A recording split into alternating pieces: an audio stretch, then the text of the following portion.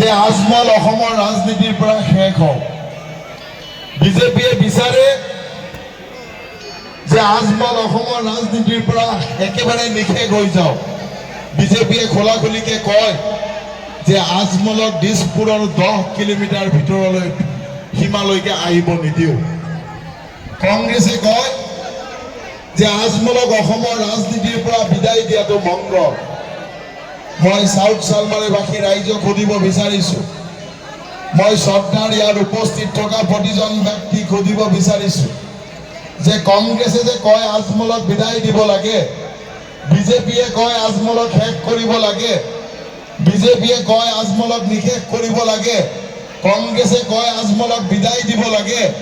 আজমলৰ দোষ কি? কিহৰ কাৰণে আজমলক বিদায় দিব লাগে? কিহৰ কাৰণে আজমলৰ ৰাজনীতি শেষ কৰিব লাগে? কিহৰ কাৰণে আজমলৰ কণ্ঠ ৰুদ্ধ কৰিব লাগে?